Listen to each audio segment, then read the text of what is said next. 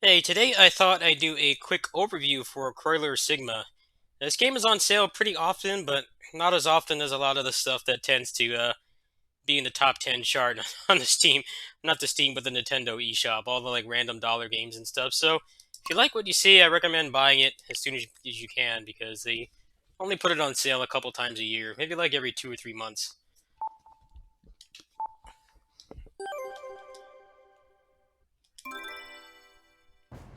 I have to be honest with you, I really don't like the character designs in this game. They are like the most generic of the most generic. But the gameplay is actually really solid. ゲームスタート And the voices are annoying too. I believe I turned off the voices. I got tired of hearing them yelp. クロワ Let me ー see. ルシグマオプショ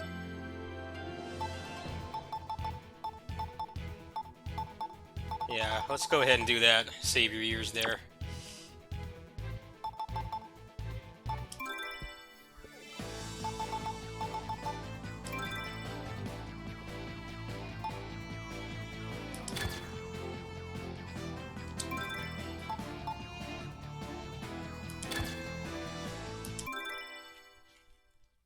So the way this game works is you have like a basic attack button and then you have an attack modifier. And those are connected to your different swords.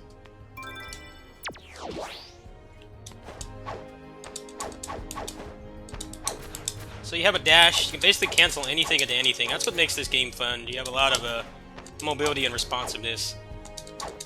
So right now I have this basic 3-hit S string. I can cancel that at any time. Oh, I pushed the wrong button. That's your super attack. I haven't played this in a while.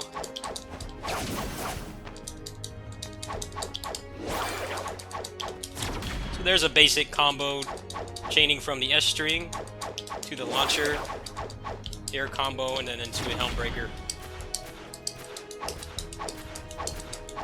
So the combat's not super deep, it's mostly just being able to cancel everything.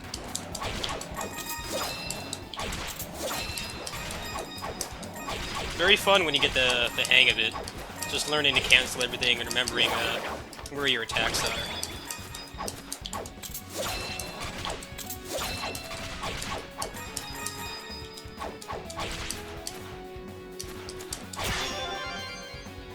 One nice thing about this game is that it runs in 60 FPS in both portable and dock mode. Now, it's not like that's much of an accomplishment. This is kind of more of like an arena, beat 'em up more than like a character action game. But it does have character action game mechanics, and you see how many terrible ports there are for action games on the Switch. It's actually pretty nice to have something that just turns on and works. I've even played the survival mode in this, which has like exponentially more enemies on screen than this does, and it actually runs just fine. The game ran for what it's worth. It ran pretty well on the Vita. It was a pretty stable, locked 30 FPS, so... I've heard some techies say that the Switch is supposed to be like 4 or 5 more times powerful than the Vita, so it does make sense that it could run this with no issues. But you know how Switch ports are now. It's kind of like Russian roulette to just buy one blindly. Says a lot. There's a very successful channel named Contra Network. I rely on his videos a lot to try out, look at Switch ports before I buy them. You never know if you're going to get a crap port or a good one.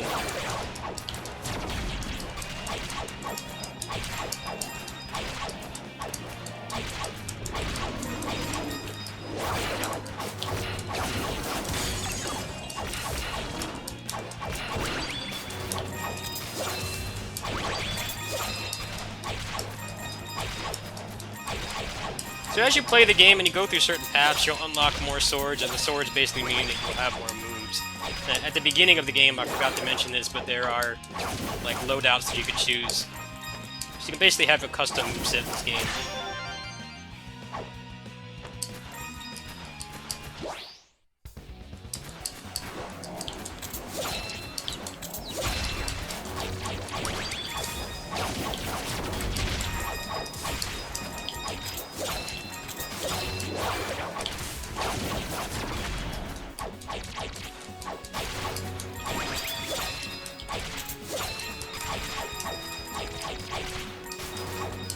I know this game's kind of had a difficult history. I know that the PC version has like none of these bonus features at all. I think the PC one was like much more basic.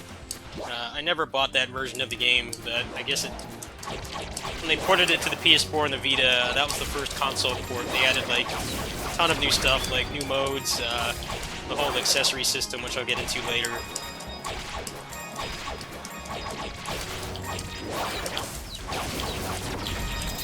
I could see how this would feel like a ripoff if it was just this mode, but they have enough modes and stuff to grind for now. It's actually a pretty good game for 10 bucks. I don't know about full price.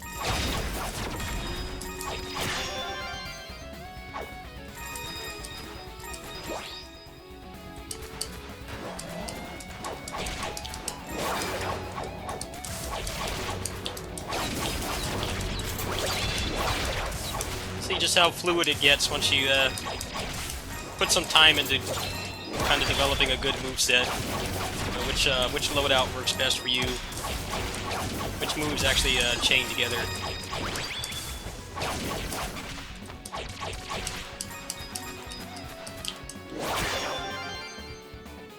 Presentation's not bad either. Even in portable mode, the game actually looks quite nice. I believe it's running at native res, but don't quote me on that. The more important thing is that it's a very stable, locked 60 FPS.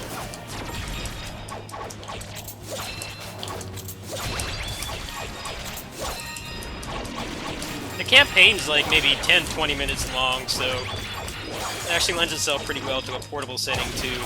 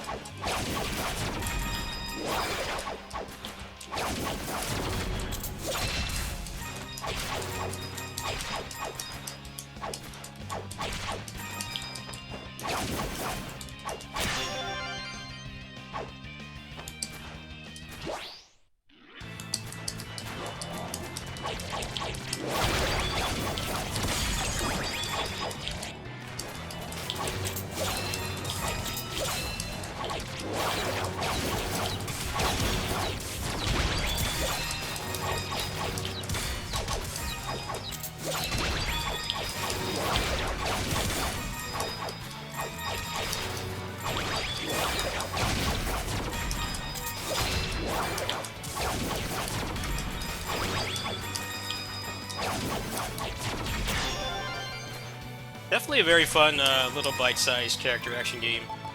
So I'm not going to go through the whole game right now. I'm actually going to show the accessory system.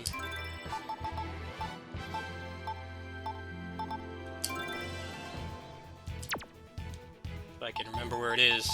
There we go, equipment. So this game's got all the like free-to-play avatar garbage, but put like little glasses and bunny ears on them and all that crap. But it actually has unique properties, like the bunny ears or whatever. They make it so that you can use your dash as a burst, which means you can cancel hit stun. Lots of other things as well, things that just basically just make you get more money. There's one that gives you like a quick fall, which is actually really nice if you don't have that Helmbreaker move. If you have the Helmbreaker move, then it's not terribly useful, but it just gives you another thing you can cancel from. There's like additional combos, or additional like S-string extensions. I don't know what these ability changes do. I wasn't able to find any information on this game on the internet at all.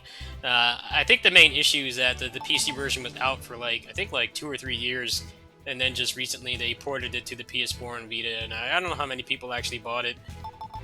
The game was apparently very bare bones on PC, but they added a bunch of extra depth to it. A lot of things here actually give you some pretty unique builds that you can make. Now, the way it works is that the more you buy, the more slots you get. So you definitely have to put a bunch of money into it until you can get, the items and the builds that you want.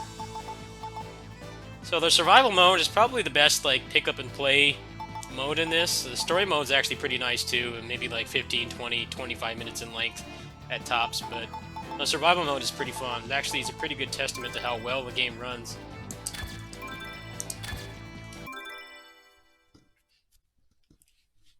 Like I've had this arena literally full of enemies, and it hasn't felt like it didn't drop any frames at all.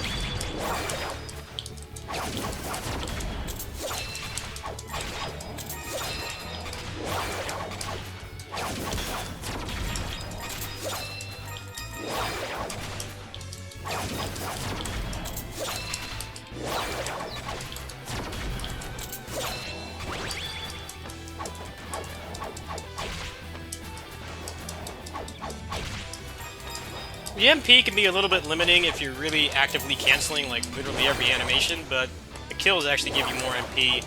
So as long as you're accurate, you're just not canceling things for the sake of canceling them, it actually does feel pretty limitless.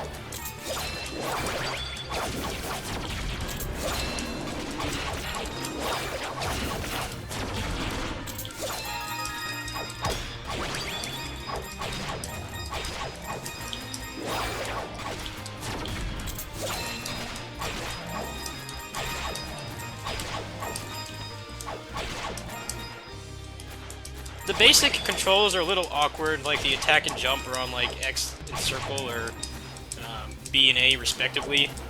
You could change it to a more standard like square and X to jump, square to attack, X to jump, or whatever you'd like. I just bought a Switch port for Night Slashers, and it seems like it's a pretty decent emulation, but they don't let you change the controls, which feels like something you could do like 30 years ago. It's nice to mention that it does have customizable controls. If you don't like the controls, if you buy this game because of the video, you actually are able to change them.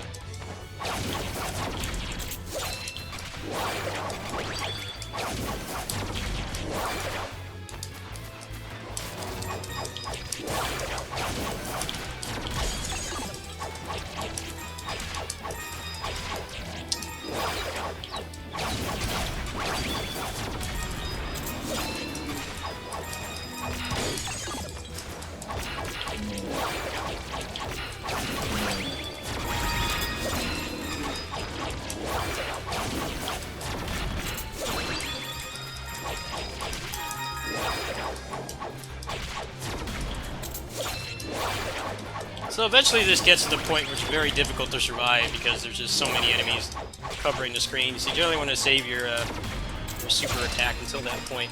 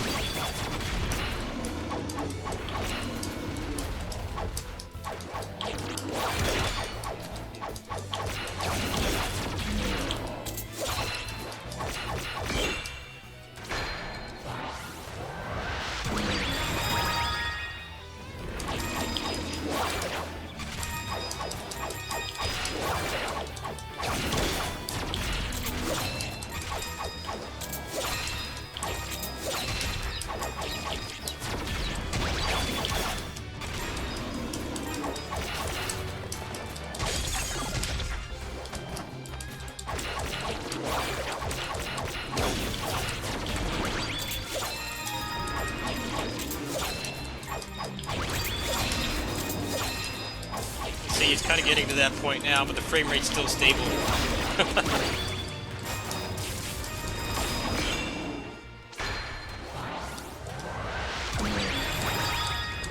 I always felt like, I remember when this came out, I had a friend of mine recommend it to me, and I thought it looked like too bare bones and simple.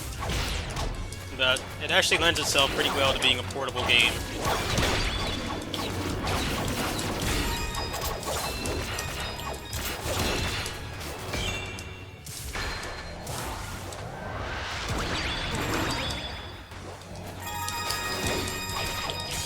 See how intense this gets later on.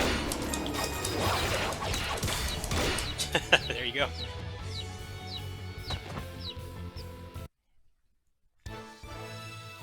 Like I said, I imagine if it was like the base mode, the base version with like nothing but the story mode, this game would get dry really quickly. But just having equipment to grind for and more unlockables and modes, it's definitely worth $10. Let me see exactly how long it's on sale for.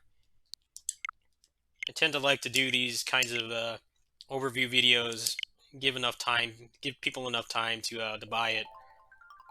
I hope it's not going to like expire tomorrow or something. So you can't see the price because I've already bought it, but it's $10 right now. Now, and the sale actually goes until the 25th, so you have just under 2 weeks to decide to buy it. You may even have some gold points if you bought any big digital games lately, like Fire Emblem or Astral Chain or anything like that. You probably got like maybe 30 to 50% of the price right there. I definitely recommend it for $10. $20 is still admittedly a little bit steep, even with all the extra content they added. But for 10, it's a steal. There aren't that many like good character action game experiences on the Switch, and the ones that there are tend to run pretty poorly. Astral Chain is like 30 FPS when it wants to be, regardless of what you think about that game. The performance is not that great, so it's nice to have some good 60 FPS options. There is another game similar to Croixleur Sigma. This game here, Mitsurugi Kamui Kai. I don't know if this is on sale, but I kind of recommend this one as well. I believe they sell it for under $10, but I think Croixleur Sigma is definitely the better game. They're both very similar, kind of like arena style beat 'em up slash character action game hybrids, but this one has far less content, and the move set is more advanced here, but you can run out of content pretty quickly. But this game runs pretty solid too, from what I remember. But right now, this is the only one that's on sale, so pick it up if you want. Just turn off the voices because they're all just screaming generic anime women. They look like the ones you see on like all those generic mobile game like advertisements all over Twitter and stuff like that, and Facebook and things like that. But if you can get past that, it's a pretty solid character action game. See you guys tomorrow. Peace.